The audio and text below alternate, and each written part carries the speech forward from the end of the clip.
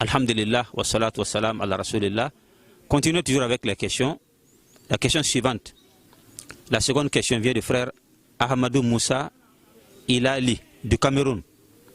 Qu'est-ce qu'il dit? Assalamu alaikum wa rahmatullahi wa barakatuh. Ma question concerne les prières surrogatoires. J'aimerais savoir si l'imam fait le khutbah de prière de vendredi. On peut faire la nafila.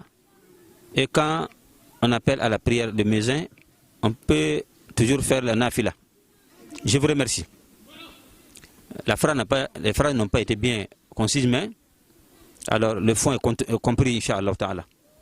Donc c'est dire que soit la khutbah, soit l'appel à la prière. Dans les deux cas-là, est-ce qu'on peut toujours continuer à faire nafila? Est-il que à chaque entrée de la mosquée, on a ce qu'on appelle la salutation de la mosquée, Tahiyatul Masjid, qu'on doit observer.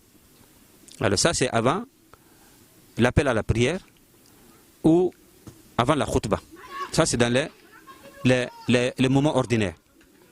Mais si toutefois il y a un appel à la prière, en ce moment-là, si on rentre, on pénètre la mosquée, on ne s'assoit pas. On s'arrête, on répète avec le muezzin tout ce qu'il a dit jusqu'à la fin et on observe les deux rakats en ce moment avant de s'asseoir et attendre l'arrivée de l'imam maintenant et le début de la khutbah. C'est comme ça se fait. Alors, mais si tu étais à la mosquée en train de faire les deux nafila et que l'appel à la prière est survenu après, là tu continues ta nafila. Tu continues la nafila jusqu'à la fin. Alors si après la nafila, alors l'imam, le muezzin aussi a parachevé son appel à la prière, tu peux répéter après lui.